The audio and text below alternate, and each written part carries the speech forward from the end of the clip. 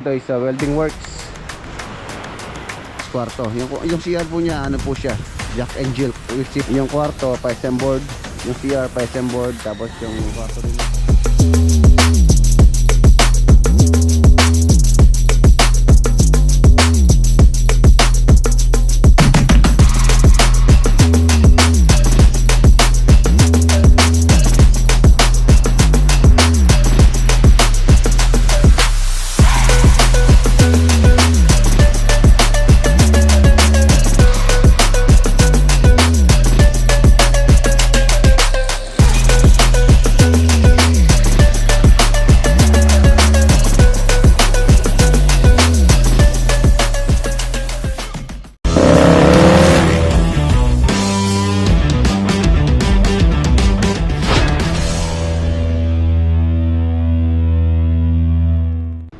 Good morning. Mga boss, biyahe po tayo. Update po tayo dun sa bahay kubo na modern bahay kubo metal frame na ginagawa namin dito sa San Fernando, Pampanga. And then, diretso po ako ng Olongapo. Yung mga door jamb doon, mga boss, matagal na po naka-ready dito yun. So, this time, pwede na daw dalhin doon. Pwede na install, sabi ni Foreman Manuel. So, ito na po yung mga door jamb. Tapos, kukunin ko yung gutter dito kay Arin kung saan tayo nagpapagawa ng gutter. So para malagyan na po ng gutter. Halos tapos na po yung roofing framing niya doon. Hopefully sana wag naman munang pumasok yung bagyo. Meron pong low pressure area na binabantayan yung Pag-asa. Pwede daw pong maging bagyo. So kailangan ng talagang malagyan ng bubong yung project sa Olongapo. Yun lang po yung medyo critical na ngayon doon. Kailangan ng roofing. So ito mga door jamb. Yan si Bayaw. Tabiyahe naman siya sa Lubao. Pinabibili ko po sa kanya yung mga PVC panel. Ayan, siya na yung bibili nun. Nadadali naman niya sa Lubao. Ayun na, bumuhos na yung ulan. Ito na yung door jamb, tapos yung gutter na lang. So tara. Ayan, ito na po yung mga gutter, flashing gutter. Stainless po yan. Pinakuha ko na pala kahapon kay Poy Poy dahil alas 8 kung magbukas po si Aren So maaga tayong aalis. Hindi na natin siya may hintay para madire-diretso na ako sa Olongapo nito. Para may edit po yan, para may ilagay. And then magkakanvas tayo or order tayo ng yero. Doon na lang po sa Olongapo. Medyo mahaba po kasi hindi po pwedeng i-travel yung yero doon. So tingnan natin kung meron tayo makukuha ng yero doon sa mga hardware sa Olongapo. Olongapo na lang tayo kumuha. Hindi baling medyo mahalan tayo. Medyo mataas po yung presyo doon. So wala tayong magagawa, talagang ganyan. Dahil nga malayo, hindi kayang i-travel. Hindi katulad dito sa around Pampanga, madali lang pong ibiyahe. Kasi di tayo pwede dumaan ng Exitex. Delikado naman pagka tayo sa may service road, which is yung daan po doon is pasigsag. So napaka risky. Di baling doon na tayo bumili sa Olongapo na. Meron naman po siguro mabibilin doon. Ang kulay pala ng yero na napili nila owner is chocolate brown. Ayan, chocolate brown po yung kulay. Ayan na, stainless po yan yung mga gutter. Saka flashing gutter, mga bended accessories. Alright.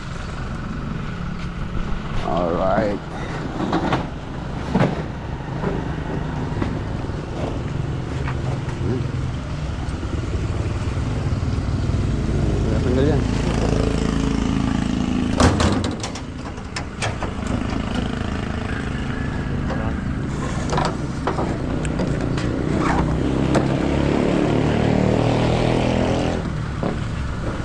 Ay, yan ang sabi mo ni Ben. Sabi mo boy, palmid ang kaya na yan, ubos na. Ini yung palmid oh.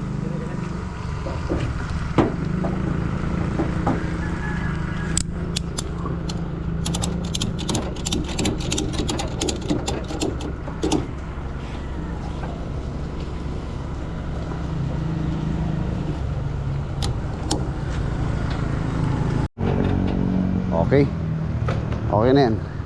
Hindi na po makakawala yan. Let's go. Daan muna tayo sa San Fernando. And then ang mga kababayan Olongapo. natin sawa na sa pamamayagpag ng mga political dahil. Ayan na, nandito na po tayo dito sa San Fernando. Project update dito sa Modern Bahay Kubo.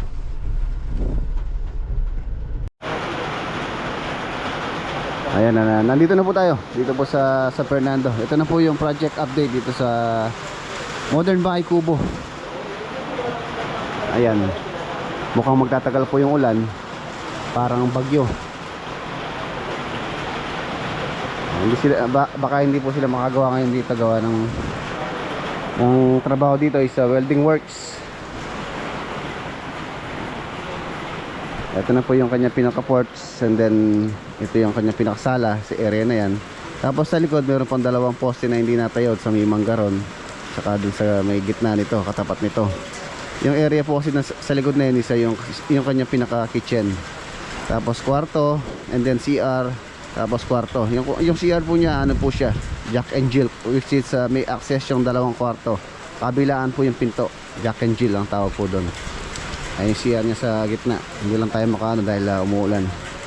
Tapos 4x4 yung kanyang mga column, 2x4 yung kanyang pinaka support sa kanyang sahig, and then yung kanyang spacing is 12 inches or 1 foot para mas matatag, hindi siya maalog. Tapos lalagyan pa po namin ng kahoyan kung saan po ipapako yung kawayan. Yung pong sahig nito is sa kawayan. Yung kwarto pa SM board, yung CR pa SM board, tapos yung kwarto din pa SM board.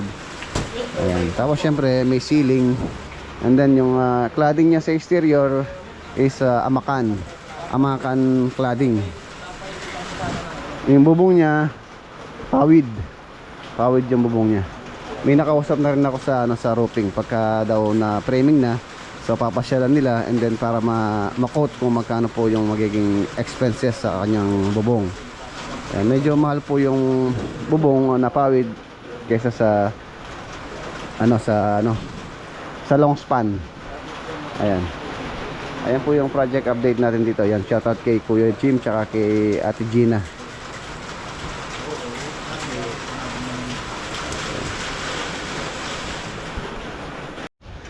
And tapos yun po yung mga materials na pinabili ko, mga 2x4.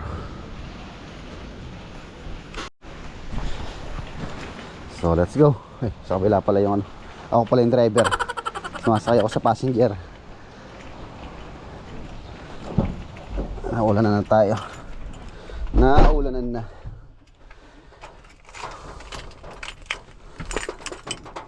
Hindi ko po alam kung hindi titigil tong ulan, baka hindi sila makagawa dito. For the feminine area, baka di yun ang pinakasanayan na. Dapat, careful.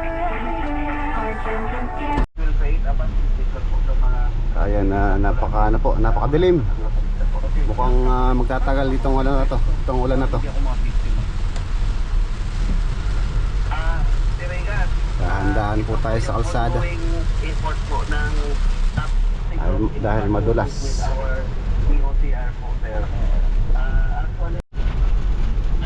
Ayan, may emergency alert na po yung Pag-asa. Malawakan po itong pag-ulan. Ay, nandito na tayo sa may Dinalupihan,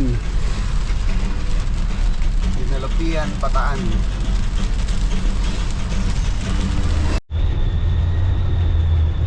Ayan, mukhang talagang po yung ulan, malawak or pangkalahatan. Hanggang dito po sa malapit na tayo sa Subic, umuulan pa rin. Ito yung kalaban naming mga construction worker ganitong panahon, lalo na pagka excuse me po pagka wala pang bubong ang ginagawa tulad dito sa Olongapo, tsaka dun sa may modern kubo. Baka hindi hindi po sila makapagtrabaho.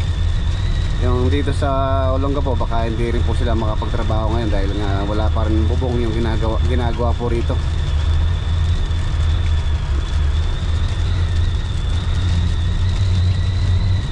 Napakadilim doon. Exitex.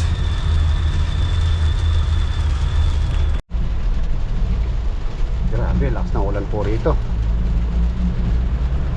Ayun, no? Napakahad, no? Napakadilim.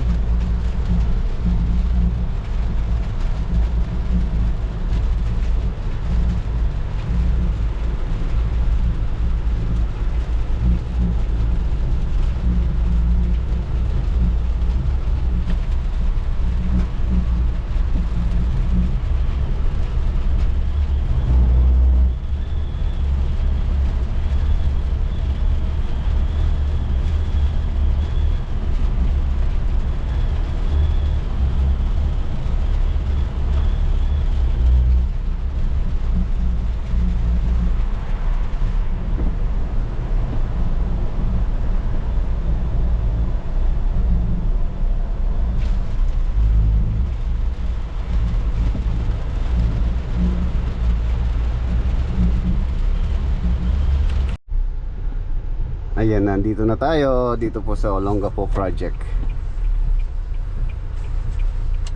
Maulan na araw, may bagyo.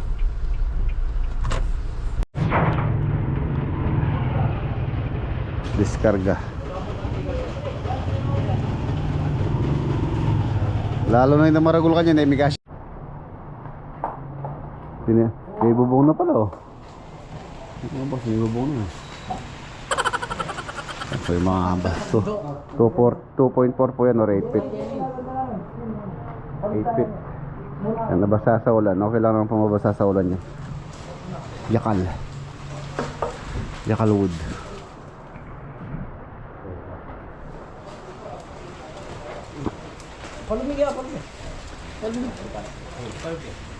Start na sila mag-plastering. Flooring, ayos na rin yung flooring. Naka-flooring na. Talagang medyo critical na lang dito yung bubong. Hindi rin sila makapag-welding gawa ng lagi daw umuulan dito. Plastering. Plastering na rin dito. Ayun, no?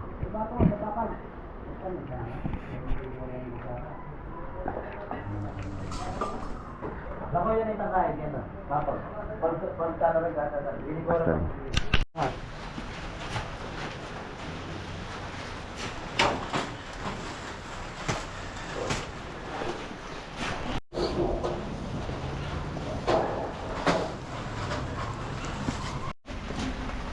Yun, last punta natin dito, dinala ko to si ano. At wala ko palang pangalan to. Yun. Anong pangalan niya? Maricel. Maricel. Sino ang pangalan? Sino nagbigay ng pangalan? Marcel. Marcel pala pangalan daw. Yun, binigyan nila pala nila ng pangalan. Marcel. Harap niyo. Ayan, ito na po yung magiging garahe. Nabuhusan na rin pala yung din dito. So, yun.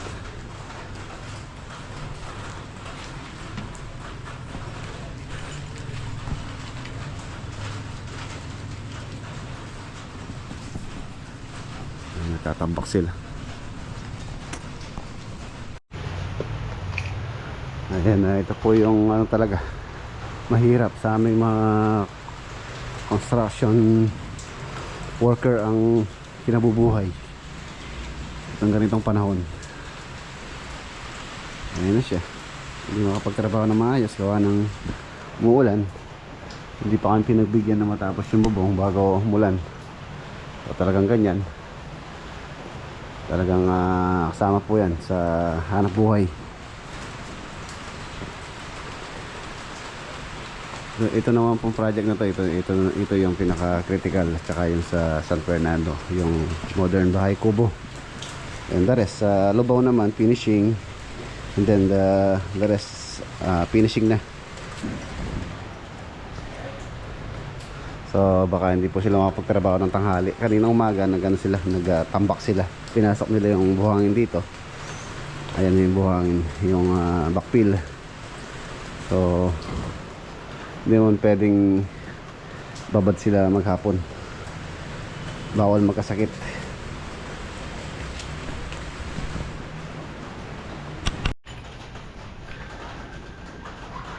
Half day. Half day. Ano si Foreman, no? Wala kumaga talagang ganyan. Kala ng misis mo yan, whole day.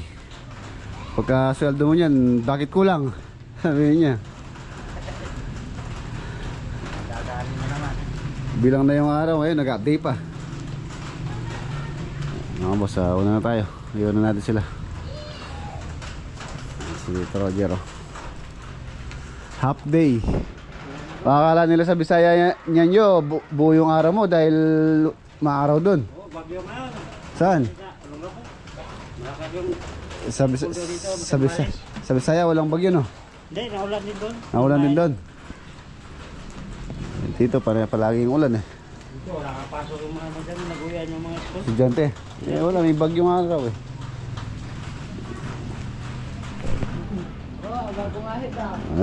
Iwan ko na kayo, yo. May iniwan akong pampainit kay Foreman. Pampainit, no? Kaya nang bahala dyan. Iwan ko po sila ng pampainit dahil malamig yung panahon. Tayo, bibiyahin na tayo. Hanggang tayo mga asikaso yung materials na lang. Okay, let's go.